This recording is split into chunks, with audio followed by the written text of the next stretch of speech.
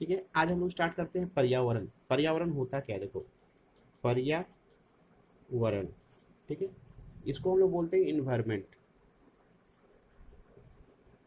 ठीक है, तो इन्वायरमेंट होता क्या, देखो पर्यावरण संरक्षण अधिनियम 1986, पर्यावरण संरक्षण अधिनियम 1986 के तहत याद रखना, पर्यावरण संरक्षण अधिनियम 1986 के तहत हम लोग डिफाइन किए पर्यावरण को। क्या डिफाइन किए, किसी जीव के चारों ओर भौतिक, किसी जीव के चारों ओर भौतिक एवं जैविक दशाएं तथा उनके साथ अंतः क्रिया को सम्मिलित करता है। ठीक है, ये पर्यावरण कहलाता है। तो किसी जीव के चारों ओर भौतिक और जैविक दशाएं हैं और उनके साथ अंतः क्रिया को सम्मिलित करता है। ठीक है, ये पर्यावरण है। क्लियर है चीज, समझ में आ गया बात को, पर्यावरण समझ में आया क्या होता है। ठीक है, अब हम लोग आगे बढ़ते हैं। पर्यावरण के बाद हम लोग है सतत विकास। क्या है, सतत विकास। ठीक है, सतत विकास मतलब होता है ना, मतलब कि सस्टेनेबल डेवलपमेंट। देखो सस्टेनेबल डेवलपमेंट होता क्या है, देखो जो भी हमारे पास रिसोर्सेस है, संसाधन है, उसका हम लोग ऐसा उपयोग करें कि हम लोग का नीड तो सेटिस्फाई हो जाए, हम लोग तो डेवलप करते रहें, लेकिन वो रिसोर्सेस आगे आने वाली पीढ़ियों के लिए भी सुरक्षित रहे, ताकि वो भी अपना विकास सही तरीके से कर सके। हम लोग को ये मान के चलना है कि जो हमारे पास संसाधन है वो आने वाले पीढ़ियों का हमारे पास क्या धरोहर है। ठीक है, ऐसा डेवलपमेंट को बोलते हैं सस्टेनेबल डेवलपमेंट, दैट इज सतत विकास। ठीक है, सतत विकास के लिए तीन चीज जरूरी है सतत विकास के लिए।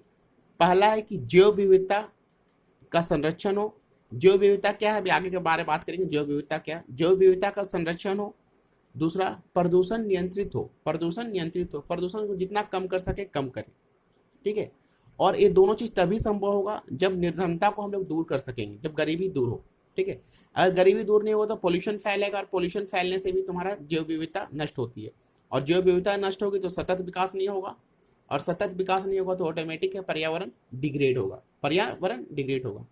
ठीक है, तो इसीलिए पर्यावरण को बचाने के लिए, पर्यावरण को बचाने के लिए भारतीय सरकार ने राष्ट्रीय हरित न्यायाधिकरण की स्थापना की थी 2010 में। ठीक है, पर्यावरण को बचाने के लिए किसकी स्थापना की थी, राष्ट्रीय न्यायाधिकरण, राष्ट्रीय हरित न्यायाधिकरण। ठीक है, राष्ट्रीय, ठीक है, हरित न्यायाधिकरण। ठीक है, 2010, that is national green tribunal. ठीक है, इसकी स्थापना हुई थी। देखो ये आर्टिकल 21 के तहत, राइट टू लाइफ है ना, जीवन का अधिकार, उसके तहत इसकी स्थापना हुई थी। देखो जीवन केवल एग्जिस्ट करे यही नहीं ना है, जीवन में गुणवत्तापूर्ण होना चाहिए। जीवन कैसा होना चाहिए, गुणवत्तापूर्ण। उसमें पर्यावरण भी बहुत बड़ा रोल प्ले करता है, बहुत बड़ा भूमिका अदा करता है। ठीक है, इसलिए अगर पर्यावरण सही रहेगा तब लोगों का हेल्दी लाइफ होगा, और गरिमापूर्ण लाइफ जीने के लिए मतलब पर्यावरण बहुत जरूरी है। इसलिए राष्ट्रीय हरित न्यायाधिकरण की स्थापना की गई। ठीक है, ये अर्ध न्यायिक, अर्ध प्रशासनिक संस्था है। ठीक है, क्लियर, इसमें समझ में आ गया बात को। अब हम लोग आगे आते हैं। ठीक है, अगला है तुम्हारा पारिस्थितिकी। ठीक है, जिसको हम लोग क्या बोलते हैं, इकोलॉजी। ठीक है, कोई पूछे कि ये इकोलॉजी है क्या, तो बोलना ये जीव विज्ञान का वो ब्रांच है, जीव विज्ञान की वो शाखा है जिसमें हम लोग प्रकृति की संरचना या उसकी प्रक्रिया का अध्ययन करते हैं। Simple definition, simple definition. ठीक ना, देखो जीव और वातावरण के बीच जो संबंध है उसका जो अध्ययन करते हैं दैट इज कॉल्ड इकोलॉजी। ठीक है, जीव और पर्यावरण के बीच, जीव या वातावरण के बीच जो संबंध होता है, जीव एवं पर्यावरण के बीच संबंधों का अध्ययन, संबंधों का अध्ययन। ठीक है, ये क्या कहलाता है, पारिस्थितिकी। और इसको दूसरे वर्ड में और अच्छे तरह से डिफाइन कर सकते हैं, प्रकृति की संरचना। ठीक है, प्रकृति की संरचना एवं प्रक्रिया का अध्ययन, एवं प्रक्रिया का अध्ययन। ठीक है, ये तुम्हारा क्या कहलाता है, पारिस्थितिकी। समझ में आया बात को, पारिस्थितिकी किसको कहते हैं। ठीक है, अब अगला टर्म जो हम लोगों को समझना है, अगला टर्म है इकोसिस्टम। क्या है, इकोसिस्टम। ठीक है, जिसको हिंदी में बोलते हैं पारिस्थितिकी तंत्र, पारिस्थितिकी तंत्र या पारितंत्र। ठीक है, पारितंत्र। देखो यूपीएससी 2015 में शायद क्वेश्चन ही आया था कि पारिस्थितिक तंत्र या पारितंत्र होता क्या है। ठीक है ना, इसको समझना बात को, देखो ध्यान से समझना बात को। इसको सिंपल वर्ड है पहले समझो, फिर हम इसको डिटेल से समझाएंगे। ठीक है, पहले समझो बात को। ठीक है, देखो अगर मान लो पारिस्थितिकी तंत्र क्या है। पारिस्थितिक तंत्र ऐसा सिस्टम है जिसमें तुम्हारा प्रोड्यूसर हो। ठीक है, ये सब टर्म क्या होता है समझाएंगे। प्रोड्यूसर मतलब उत्पादक। ठीक है, दूसरा उपभोक्ता। ठीक है, यानी कंज्यूमर। ठीक है, और थर्ड क्या है, अपघटक। अपघटक यानी डीकम्पोजर। डीकम्पोजर, ये तीनों चीज हो। ठीक है, तो एक कंप्लीट तीनों मिलकर मतलब कि तुम्हारा अगर एक यूनिट बनाता है, उसको बोलते हैं स्ट्रक्चर यूनिट, और हिंदी में इसको बोलेंगे कार्यात्मक इकाई। कार्यात्मक इकाई। ठीक है, तो एक कंप्लीट सिस्टम है, तो इसी को इस तंत्र को क्या बोलते हैं, पारिस्थितिक तंत्र या पारितंत्र। ठीक है, इसमें तीनों चीज होता है, प्रोड्यूसर होता है, कंज्यूमर होता है, डिकम्पोजर होता है। इसकी अपनी उत्पादकता होती है। इसकी अपनी उत्पादकता होती है। अपनी इसकी उत्पादकता होगी। उत्पादकता मतलब प्रोडक्टिविटी। ठीक है, प्रोडक्टिविटी। क्लियर है चीज। यानी तुम कह सकते हो कि मतलब कि जीव, ठीक है, कोई जीव है और वातावरण, ठीक है, इसमें एक्सचेंज हो, एनर्जी का क्या हो, एक्सचेंज हो। इसमें एनर्जी का क्या हो, एक्सचेंज हो। ठीक है, इसमें एनर्जी का एक्सचेंज हो, तो इसको बोलते हैं मतलब कि पारिस्थितिक तंत्र। अब इसको डिफाइन करते हैं, पारिस्थितिक तंत्र होता क्या है, इसको हम लोग डिफाइन करने की कोशिश करते हैं। देखो पारिस्थितिक तंत्र है क्या, किसी निश्चित स्थान समय इकाई के समस्त जीवों तथा भौतिक पर्यावरण का प्रतिनिधित्व करता है। पारिस्थितिक तंत्र क्या करता है, पारिस्थितिक तंत्र किसी निश्चित स्थान समय इकाई के समस्त जीवों तथा वातावरण यानी भौतिक वातावरण का प्रतिनिधित्व करता है। ठीक ना, एक कार्यात्मक इकाई है। ठीक है, और इसकी अपनी उत्पादकता होती है। समझ में आ गया बात को। जीव और वातावरण में एनर्जी का एक्सचेंज होना चाहिए। ठीक है, इसमें पारिस्थितिक तंत्र में तीनों चीज होता है, प्रोड्यूसर भी होता है, कंज्यूमर भी होता है, और अपघटक भी होता है। ठीक है, समझ में आ गया बात को। क्लियर है चीज। अब देखो अगला चीज समझना नेक्स्ट। ठीक है, अब तुम्हारा अगला चीज है इकोलॉजिकल फुटप्रिंट। इकोलॉजिकल फुटप्रिंट, इसको बोलते हैं पारिस्थितिकीय पदचाप। ठीक है, देखो किसी भी व्यक्ति को, किसी भी जीव को अपना जीवन यापन करने के लिए, मतलब जीवन को सस्टेन करने के लिए, ठीक है, जीवन यापन करने के लिए जो न्यूनतम भूमि की आवश्यकता होती है ना, उसी को हम लोग बोलते हैं पारिस्थितिकीय पदचाप। ठीक है, क्लियर है। किसी को अपना जीवन यापन करने के लिए न्यूनतम जो भूमि की आवश्यकता होती है, जिन पे डिपेंड संसाधनों के द्वारा वो अपना जीवन यापन कर सके, इसी को बोलते हैं इकोलॉजिकल फुटप्रिंट। समझ में आया बात को। अब इसी से आता है तुम्हारा एक टर्म आता है जो हम लोग आजकल सेलिब्रेट करते हैं, वो global overshoot day. Global overshoot day. देखो जैसे मान लो कि अर्थ है, ठीक है, हम लोग अर्थ का पॉपुलेशन मान लो कि 7 अरब के आसपास है। अर्थ का पॉपुलेशन कितना है, 7 अरब। ठीक है, तो अगर मान लो 2020 का बात करते हैं, तो अर्थ की जो प्रोडक्टिविटी है, जितना मतलब प्रोडक्शन होता है अर्थ का संसाधनों के द्वारा जितना प्रोडक्शन होता है हम लोग को जीवन जीने के लिए जरूरत है, ठीक ना, तो एक साल में जितना प्रोडक्शन होता है और अर्थ का जितना पॉपुलेशन है, तो मान लो कि हम लोग सितंबर 15 तक जितना प्रोडक्शन होगा मतलब एक साल में, उसका सब सितंबर 15 तक हम लोग कंज्यूम कर दिए। ठीक है, और तो उस 15 सितंबर तक अर्थ का जितना भी एक साल में 2020 तक जितना भी प्रोडक्शन होता था उत्पाद का, वो सब कंज्यूम कर दिए। तो 15 सितंबर को हम लोग क्या बोलेंगे, overshoot day, global overshoot day. ठीक ना, और 15 सितंबर के बाद 16 सितंबर से जो भी मतलब 31 दिसंबर तक है, वो अगले साल से हम लोग संसाधन लेके उसका मतलब उत्पाद को यूज करके हम लोग अपने जीवन को सर्वाइव करवा रहे हैं, निर्वाह कर रहे हैं। ठीक है, तो ग्लोबल ओवरशूट डे समझ गए बात को। ठीक है, ऐसे समझते हैं इसको। देखो कहने का मतलब हम लोग के पास मतलब कि 100 रुपया है, ठीक ना, और 100 रुपया एक महीने के लिए हम लोग के पास है। ठीक है, और हम लोग वो खर्च कर दिए, मतलब 20 तारीख तक ही खर्च कर दिए, तो 20 तारीख तक 100 रुपया खर्च हो गया। अब अगला 10 दिन कैसे बीतेगा, तो अगला महीना का जो हम लोग का पैसा उसको यूज करेंगे। ठीक है ना, तो एक तरफ से हम लोग से लोन हो गया ना, हम लोग को उधार हो गया अगले साल के लिए, ठीक है। तो जब तक जिस 100 रुपया में 20 दिन तक हम लोग अपना खर्च चला सके, तो 20 दिन को हम लोग क्या बोलेंगे, ग्लोबल ओवरशूट डे, ठीक है, ओवरशूट डे याद रखना। समझ में आ गया ग्लोबल ओवरशूट डे क्या होता है, ठीक है, क्लियर है चीज। अब आगे आते हैं लोग, ठीक है, अब आते हैं जैव विविधता। अब टर्म को समझना, जैव विविधता, ठीक है, बायोडाइवर्सिटी। बायोडाइवर्सिटी होता क्या, इस चीज को समझो। बायोडाइवर्सिटी होता क्या है, इस चीज को हम लोग समझते हैं, ठीक है ना, ठीक है, ध्यान से समझना। देखो, किसी भी एरिया में किसी भी प्लांट्स वगैरह का डिफरेंट वेराइटीज, उसी को मतलब विभिन्नता, प्रजातियों में विभिन्नता, किसी भी स्तर पर विभिन्नता, इसको हम लोग क्या बोलते हैं, जैव विविधता, ठीक है। जैसे आनुवांशिक, जाति, समुदाय व पारितंत्र के स्तर पर विभिन्न प्रकार के कार्य करके पारिस्थितिक तंत्र का निर्वहन करती है, इसी को कहते हैं जैव विविधता, ठीक है। किसी भी स्तर पे जो मतलब उसमें विभिन्नता, प्रजातियों में विभिन्नता पाई जाती है किसी भी स्तर पे, इसी को हम लोग बोलते हैं जैव विविधता, ठीक है। पर्यावरण को जिंदा रहने के लिए, पर्यावरण को सर्वाइव करने के लिए, पर्यावरण को एकदम फुलित होने के लिए, फलित होने के लिए, ठीक है, जैव विविधता बहुत जरूरी है, ठीक है। अगर जैव विविधता नहीं होगा तो पर्यावरण मतलब कि एग्जिस्ट नहीं करेगा, ठीक है। जैव विविधता बहुत जरूरी है, ठीक है, क्लियर है चीज, समझ में आ गया बात को।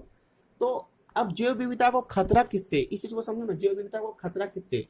तो देखो, जो ग्लोबल वार्मिंग हो रहा, ठीक है, मतलब कि हम लोग उसका जो मतलब हैबिटेट होता है, नेचुरल हैबिटेट होता है, उसको खत्म कर रहे हैं, ठीक है ना, इस सब से मतलब, ठीक है, ये सब से जैव विविधता को बहुत ज्यादा खतरा है, ठीक ना, जैव विविधता पे बहुत ज्यादा संकट है, ठीक है, क्लियर, समझ में आ गया बात को। जैव विविधता को हम लोग संरक्षण करना बहुत जरूरी है, ठीक है।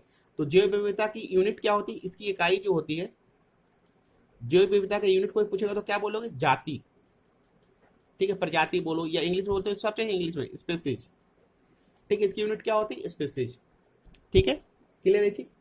अब अगला कंसेप्ट है तुम्हारा हॉट स्पॉट्स का। हॉट स्पॉट्स, देखो, मतलब ऐसा एरिया, ऐसा रीजन, ऐसा क्षेत्र जहां बहुत विभिन्न प्रकार की प्रजातियां पाई जाती है, विभिन्न प्रकार की प्रजातियां पाई जाती, और वहां तक ज्यादातर प्रजातियां कैसा हो, स्थानिक, क्या हो, स्थानिक, इंडिजीनियस, क्या हो, इंडिजीनियस, ठीक है।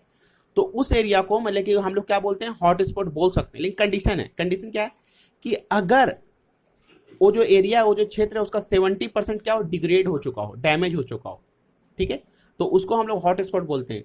और जब उसको हॉट स्पॉट डिक्लेयर कर दिया जाएगा, घोषित कर दिया जाएगा, तो उसका कंजर्वेशन के लिए बहुत सा काम किया जाएगा, ठीक है ना, बहुत सा काम किया जाएगा, ऑर्गेनाइजेशन बहुत ज्यादा काम करेगी, ठीक है, क्लियर हो गया चीज। तो उसको बोलते हैं हॉट स्पॉट्स। तो देखो, इस 70% का जो क्राइटेरिया डिसाइड किया गया ना, एक क्राइटेरिया गलत है। जितना भी पर्यावरणविद हैं वो बोलते हैं कि नहीं, ये गलत है, कि अगर 75% मतलब कि 70% के आसपास खराब हो चुका है तो उसको दोबारा कंजर्व करना बहुत मुश्किल होगा ना, ठीक है। तो इसलिए बोलते हैं कि इसको घटा के 50% किया जाए, ठीक है, कि अगर कोई मतलब कि ऐसा एरिया जहाँ बहुत ज़्यादा विभिन्न प्रकार की प्रजातियां पाई जाती हैं, और दूसरा कि मतलब ज़्यादातर स्थानिक हो, और अगर उसका 50% अगर डैमेज हो गया हो तो उसको हॉट स्पॉट घोषित किया जाए, तब ये बेहतर होगा। लेकिन अभी का क्राइटेरिया क्या है, 70%, ठीक है ना, 70% डिग्रेड होगा तभी उसको हॉट स्पॉट घोषित किया जाएगा, ठीक है। तो इंडिया में जो मतलब में 4 हॉट स्पॉट एरिया है। पहला है पश्चिमी घाट, ठीक है, दूसरा है पूर्वी घाट, पूर्वी घाट में मतलब पूर्वी हिमालय, सॉरी, पूर्वी हिमालय, ठीक है, इसमें मेनली क्या है, सिक्किम, क्या है, सिक्किम, याद रखना, ठीक है ना। थर्ड है तुम्हारा भारत म्यांमार, भारत म्यांमार, ठीक है, सीमा। और फोर्थ है तुम्हारा अंडमान निकोबार, ठीक है, इसी को हम लोग बोलते हैं सुंडालैंड, क्या बोलते हैं, सुंडालैंड, ठीक है। तो मेनली ये दो तो मानना ही मानना, पश्चिमी घाट और मतलब कि पूर्वी हिमालय ही सिक्किम, ठीक है, यहाँ तो है ही, ठीक है ना, यहाँ तो मतलब हॉट स्पॉट है ही। ये दोनों में मतलब कि थोड़ा मतलब कि विवादास्पद होता है, किसी बुक में दिया रहता है, किसी बुक में नहीं दिया रहता है इंडिया में, ठीक ना, उसको इंडिया में ही माना गया, लेकिन दो तो पक्का है, दो तो पक्का है, ठीक ना, क्लियर है चीज, समझ में आ गया बात को। अब देखो, कुछ इंपॉर्टेंट चीज याद रखना, देखो, जैसे इंडिया में द ग्रेट इंडियन बस्टर्ड, यानी सोन चिड़ैया, क्या, सोन चिड़ैया, ठीक है, देखो, सोन चिड़ैया हो गया, या तुम्हारा साइबेरियन सारस हो गया, या सलेटी टिटहरी, ठीक है, ये बोलो, या कस्तूरी मतलब मृग बोलो, या एशियाई वन्य गधा बोलो, ठीक है, ये सब खत्म होने के कगार पे, ये लोग संकट संकटापन्न स्थिति में आ गया, ठीक है, जिसको बोलते हैं ना IUCN एक लिस्ट 7 कैटेगरी इशू करता है, उसमें एक है तुम्हारा क्रिटिकली थ्रेटेंड। एक क्या है? क्रिटिकली थ्रेटेंड, है ना। अगर इसको अभी कंजर्व नहीं किया जाए तो बाद में खत्म होने की संभावना बहुत ज्यादा बढ़ जाती है, ठीक है। क्लियर हो गया है चीज। अब आगे देखो, जैव विविधता को मतलब कि कंजर्व करने के लिए हम लोगों ने एक ऑर्गेनाइजेशन बनाया जिसको बोलते हैं हम लोग NBA, ठीक है, नेशनल बायोडायवर्सिटी अथॉरिटी। ये एक्ट पास हुआ था 2002 में और ये बना कब? 2003 में। कहाँ स्टेब्लिश्ड है? इसका हेडक्वार्टर कहाँ है? चेन्नई। कहाँ है? चेन्नई, ठीक है। ये देखो जैव विविधता को प्रोटेक्ट करने में बहुत बड़ा रोल प्ले करता है, ठीक है। और वो बहुत जैव विविधता से रिलेटेड और बहुत सा काम करता है, लेकिन मेन चीज है जैव विविधता को रोकता है, जैव विविधता को कंजर्व करता है, ठीक है। क्लियर है चीज। और जितना भी मतलब तुम्हारा मतलब कि NBA के अनुशंसा के बिना कहीं भी जैविक संसाधनों से संबंधित जो मतलब कि इंटेलेक्चुअल राइट है ना, उसको कर नहीं लिया जाता, उसके लिए आवेदन नहीं किया जा सकता, ठीक है। क्लियर है चीज। तो ये क्या करता है? जैव विविधता को चोरी को रोकता है, मतलब कि अगर जैव विविधता से रिलेटेड कोई भी आनुवंशिक इंटेलेक्चुअल राइट, बौद्धिक संपदा का अधिकार लेना, तो इसके रिकमेंडेशन से कोई आवेदन कर सकता है, ठीक है, इसके परमिशन से आवेदन कर सकता है, ठीक है। क्लियर चीज। अब देखो ऐसे ही कुछ बात करते हैं, जैसे एशियाटिक लाइन के बारे में हम लोग चुने, एशियाटिक चीता, ठीक है, वो क्या 1952 में खत्म हो गया, एशियाटिक चीता लुप्त हो गया, ठीक है, ठीक है। क्लियर हो गया चीज। अब इसके बाद कुछ हम लोग आते हैं, जैसे मान लो कि ग्रीन हाउस इफेक्ट, मतलब हरित गृह प्रवाह, हरित गृह प्रभाव, ठीक है, और जलवायु परिवर्तन, इसके बारे में बात करते हैं,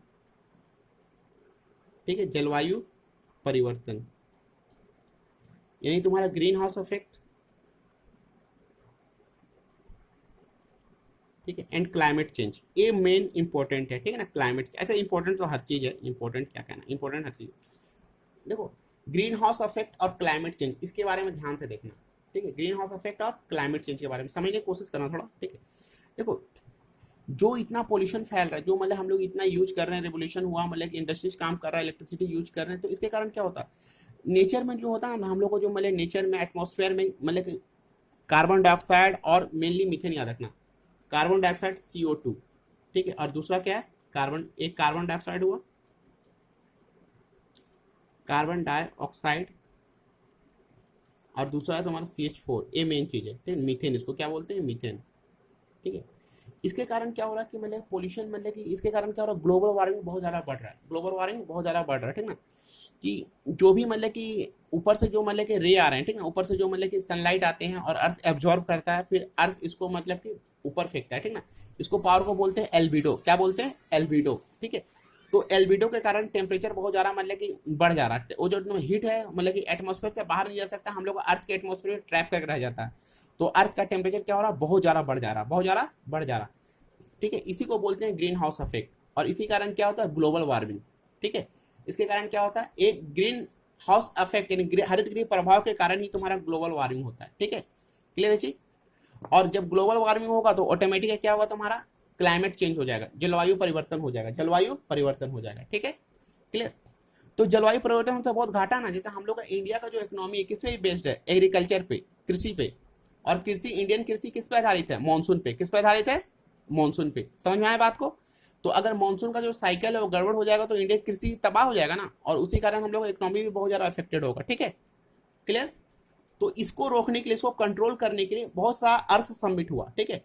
तो 97 में अर्थ समिट हुआ था कोटो में। कहाँ हुआ था? कोटो। कोटो तुम्हारा जापान में एक जगह है, ठीक है, ठीक है। तो यहां से एक ऑर्गेनाइजेशन बन के आई, UNFCC, ठीक है। इसको बोलते हैं हम लोग यूनाइटेड नेशन, ठीक है, United nation framework convention on climate change, ठीक है। तो ये जो ऑर्गेनाइजेशन है वो क्लाइमेट चेंज को रोकने के लिए काम करती है, ठीक है। क्लाइमेट चेंज को, ग्लोबल वार्मिंग को कैसे कंट्रोल करना है, ये ऑर्गेनाइजेशन काम करती है, ठीक है। क्लियर है चीज। तो अब देखो ये जो संस्था है ना, ये संस्था मतलब एक और नाम याद रखना, GEF, इसका मतलब होता है global economic environment, global environment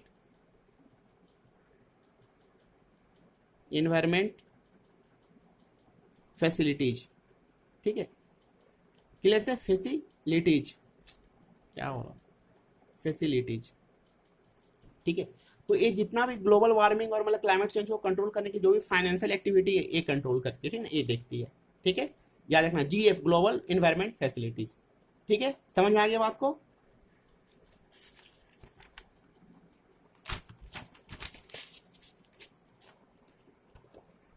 अब आगे देखो, एक है ऑर्गेनाइजेशन है तुम्हें जिसको बोलते हैं IPCC। IPCC इसका फुल फॉर्म होता है inter governmental panel on climate change. ठीक है, ये बोले कि अगर मान लो कि हम लोग जो टेम्परेचर है अर्थ का, जो ग्लोबल वार्मिंग का टेम्परेचर, अगर जितना मतलब कि इंडस्ट्रियल रेवोल्यूशन से पहले था, औद्योगिक क्रांति से पहले था, उससे अगर 2 डिग्री सेल्सियस बढ़ने से कम तक रोक सके तब तो सही है। अगर 2 डिग्री से ज़्यादा से टेम्परेचर बढ़ गया तो बहुत ज़्यादा प्रॉब्लम होगा। हम लोग का जो इकोलॉजिकल सिस्टम है, जो इकोलॉजिकल एरिया है, उसका 1/6 क्या हो जाएगा, डैमेज हो जाएगा, खत्म हो जाएगा। ठीक है, इसलिए मतलब किसी भी कीमत पे हम लोग को 2 डिग्री सेल्सियस से कम पे रोकना है। हो सके तो 1.5 डिग्री सेल्सियस इस सेंचुरी तक बढ़ने देना, इससे ज़्यादा बढ़ने नहीं देना है। ठीक है ना। ठीक है, ऐसे बताया जाता है कि 1900 से 2000 तक जो टेम्परेचर कितना बढ़ा था, 0.8 डिग्री सेल्सियस। ठीक है, तो ग्लोबल वार्मिंग और जो क्लाइमेट चेंज हो रहा है इसको कंट्रोल करने के लिए UNFCCC बहुत ज़्यादा काम कर रहा है। ठीक है ना। ठीक है, क्लियर ये चीज। अब हम लोग आगे आते हैं, अगला है ओजोन डिप्लीशन। ओजोन डिप्लीशन, ठीक है, देखो ओजोन डिप्लीशन क्या है, ओजोन लेयर जो है ना, ओजोन लेयर, ठीक है, ओजोन परत। ठीक है, देखो ये मान लो अर्थ है हम लोग का। ठीक है, यहां से 20 किलोमीटर के हाइट पे, कितने, 20 किलोमीटर के हाइट पे, ठीक है, समताप मंडल है। क्या है, समताप मंडल। ठीक है, तो यहाँ एक मतलब लेयर है तुम्हारा। ठीक है, यहाँ एक लेयर है, ओजोन लेयर जिसको बोलते हैं। ठीक है ना, तो ओजोन लेयर मतलब ऊपर से जो अल्ट्रावायलेट रे आता है जो हम लोग के स्किन के लिए खतरनाक है। ठीक है, तो उसको ये ओजोन लेयर प्रोटेक्ट करता है। ठीक है, लेकिन हो क्या रहा है कि हम लोग जो AC यूज करते हैं और एरोसोल मतलब यूज करते हैं, एरोसोल वगैरह जो स्प्रे टाइप का होता है। ठीक है, तो इससे एक गैस निकलता है जिसको हम लोग बोलते हैं CFC, यानी क्लोरो क्लोरो फ्लोरो क्लोरोफ्लोरोकार्बन। ठीक है, ये जो